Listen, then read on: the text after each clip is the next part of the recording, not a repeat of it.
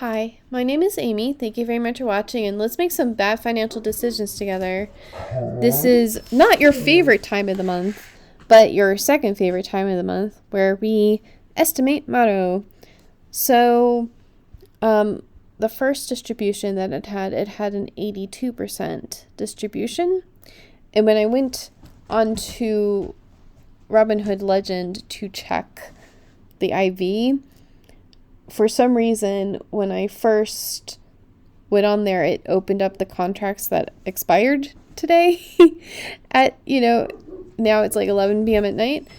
So it was showing that the IV was like 6,000% and 1,000%. And I was like some of the strike prices were 1,000%. Some of the strike prices were 6,000%. And I was like, I don't think that's correct. So I went on to Perplexity and I asked them, and they said that the IV has been around 94% for the last 30 days. And then I went back onto Robinhood and was like, oh, right. Yeah, the expired options have really high implied volatility. But could you imagine being in a stock and it typically has 100% IV and then all of a sudden has a 6,000% IV? Like, what would it have had to do wrong for that to be a thing? So yeah, MARA does not have 1,000% IV. It has closer to between like an 85 to 94%. So that's why I think we're gonna get paid between $1 and $1.50. So if it's 82%, it'll be $1.20. And if it's 94%, it's $1.37. So it depends on if they won their weeklies and how their synthetic did. So, some news. I actually have a Miss Roundhill Discord user name now. Account, yes, that's what we use. What Discords would you recommend that I go into? Because I don't usually go into a lot of Discords. And my Discord is my real first name and last name, so I haven't really been doing anything. But do you have any financial YouTubers that you like to be in their servers? And I'll check it out, I guess. And then I also recently made a Reddit account for Miss Roundhill. That way I can recommend my YieldMite website that I made. And I actually realized that I don't have MARO in here, but I'll do that before the end of the weekend now that I realize that. But it's just nice to be able to compare side by side these things, given that you invest the same amount of money. But for Reddit, I keep seeing these posts about what would you do with $20,000, and those posts are never really about like what I would do with $20,000. It's about what would I recommend for them to do with $20,000. So for me, if we're talking about me with the knowledge that I have now, and my risk tolerance, and the knowledge that when I first put money into my Robinhood account, it was actually from Ethereum. I had taken the money out of Ethereum because my condo sale, I was short money, and it made sense to take it out of crypto to pay off the condo, so I didn't own a condo anymore, except the sale went through, so now I had $20,000. So I would take $15,000 and put it into Misty, and then I would sell puts on MSTU, and the premium I get from MSTU I would put into Misty, and then with the distributions I get in Misty, I should be able to sell another put, and so they would feed into each other quite well. So, but if you are not in that situation where the money came from crypto anyways, and your risk tolerance is lower, and most people's risk tolerance is a lot lower than that, I would actually, in this day and age, just recommend going to all of the Roundhill and all of the Yield Max weeklies. Just take $18,000, divide it by 7, easy peasy. Whenever you get the distributions, you pull them all together, you divide it by 7, and on the next div date, you just rebuy into everything. And in that way, you'll reward, you'll take some of the money from the higher yielding, put it into the lower yielding, but the lower yielding are usually the better long-term investments. So I would do that until you have the income that you want, and then look into doing that 3-fund portfolio. And then with the other $2,000, if you are comfortable with doing options, then MSTU, and then putting the premium into MSTY. But if not, just buy into MSTY and basically put on drip. Because that's always been the problem with Misty, is that it pays 100% distributions. There's nothing else like it. There's no, I wish MARO paid 100%, because then I would say oh, you take your Misty distributions, put into MARO, you get your MARO distributions, you put into Misty, and that way your money is working every other week, but you're still getting 100% distribution either way. But I don't know. It just, to me, MARO, now that LFGY has come out, and maybe in a month or two we'll be able to tell for sure, but LFGY is a basket of stocks, and it includes MARO. So it's probably safer and better to just be in LFGY if the difference is an 82% yield and a 75% yield. So just putting that out there, that this type of question I used to like a lot, and now maybe I need to be off of Reddit more, because it's coming to the point where I'm thinking that maybe I just don't like the premise of that question, because it seems like you haven't done any research. Could you tell me about any interesting ETFs that I might consider?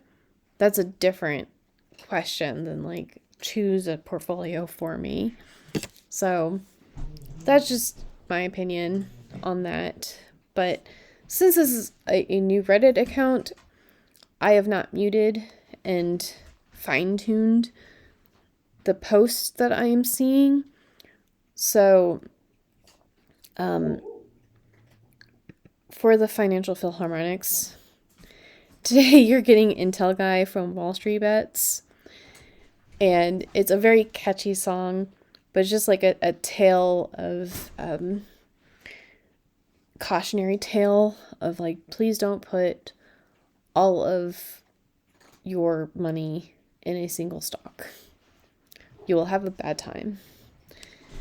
So it was just a kind of comedic thing that happened last year. So I made a song about it. And then Prefer It Sideways is an upbeat tune about, someone in the comment section said that the only reason XDTE is outperforming SPY is because we're in a sideways market. And so my reply is, I prefer it sideways. When the market goes up, I get paid. When the market goes down, I get paid. And when it goes sideways and from side to side, that's fine too. I prefer it that way. So just keep this high income volatility stuff going. I like getting paid. So, and then I don't know if y'all noticed, but on the last div date, Oh, you know what? I celebrated too soon. I was like, hey, it was at 8:51 and now it recovered. Look at us. But no, the adjusted close was 8:55.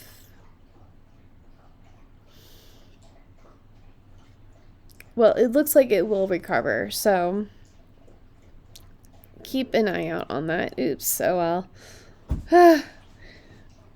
But yeah, it's recovering. And so I was like, is it a fluke? It might be a fluke. But it hasn't happened yet, so maybe it just won't happen. Either way, I'm sorry. I just I just realized that I looked at that wrong. Because the way that they split this up, it looks like it should be this. So it's 8:51. Well, it's higher. You know what, Amy? It's fine. It's fine. Yeah. So it looks like it is going to recover. It's never going to be a fast recover. So anyways, where were we? So we had the Intel guy, and I thought it would be fun to make an album of music to do cautionary tales from Wall Street Bets, because I just don't agree at all with that investing philosophy and how they go about doing trades. But then this is going to come out, this will have been out for about an hour before this video comes out, and I came across Smart Money 243, and it was actually infuriating. And he was just so disrespectful with his inheritance that I made this music video. So I might get downvoted, it might be controversial. I think that it's catchy. ChatGPT was down, so I wrote most of it in one go, and so some of it's a little bit wordy, but it needed to be said. But I think that this person is disrespectful in how ignorant they are, and how willfully they just jettison their grandpa's money into the void. And you know, but to me, Wall Street Bets is stressful in the same way that watching Extreme Cheapskates is. For Extreme Cheapskates, I just want to shake my monitor or throw popcorn and be like, if you need it to be that cheap anyway, go to the thrift store. Or if you wanted your oil change to be cheap, change it yourself.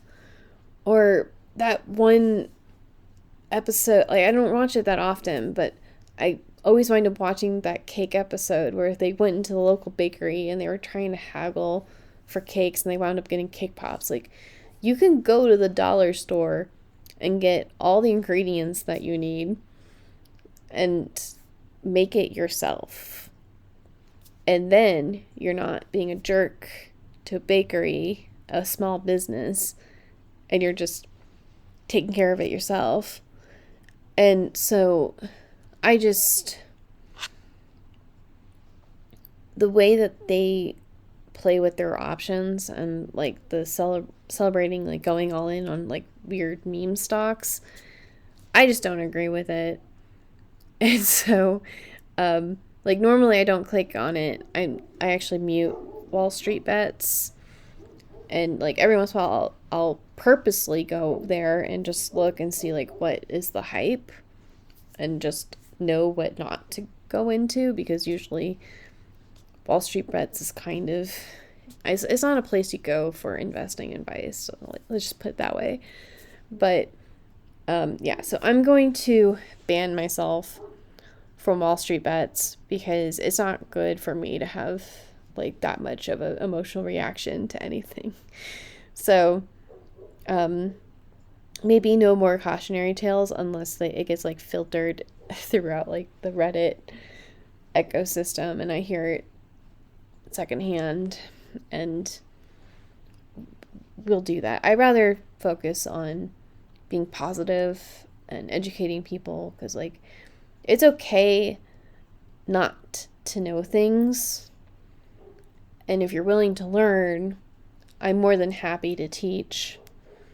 Of course, this is all for entertainment purposes only, but, you know, I just feel a little bit of empathy for people that, like the 17-year-olds that want to learn about investing, but then wind up going onto our day trading and then Wall Street bets.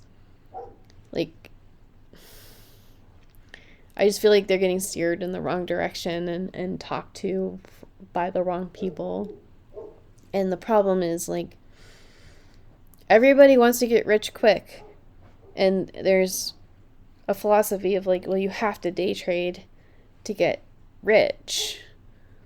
But maybe I've drunk the high income ETF juice.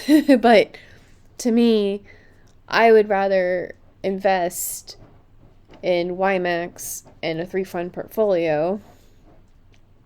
And I'm not going to be rich, like, literally tomorrow, but in, like, 3 to 4 years, I should be able to retire, so it's not 30 years in the future either, so,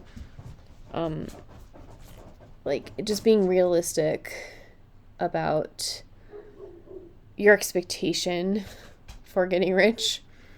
And I know that you all don't come to me for your options stuff, but like, why would you buy a call when you can sell a put? Basically, when you do the short term, you buy the short term call, and it's not a leap. And it creates like a leverage position, but if you want a leverage position in something, just buy a leveraged ETF share. Because if you're wrong and it moves in a direction that you were not wanting, then like if you're in TQQQ, it goes against you. You can stay. You can choose to stay in TQQQ. There is still theta decay, but you could try to weight it. You haven't lost your money yet. And so like you could recover, but if you buy a call and the QQQ goes way down, like it's worthless. You're not going to exercise it, and it's just like I do the dividend wheel on MSTU, but like I sell a put, so I get paid, and if it goes in the direction I don't want it to go in, then I get the stock. And when I have the stock, I sell a call, which gets me a premium. And then if it goes in the opposite direction of what I want, they take my shares away from me. Okay, well then I'm going to sell another put. So it's actually kind of hard. You have to try really hard if you do the dividend wheel like that to lose money. other like, I just think that they give options a bad name, and like they're the reason why people lose money trading options. So I spent enough time on this, so I am serious about asking you all about which discords I should look into, and I will talk to you later. Bye.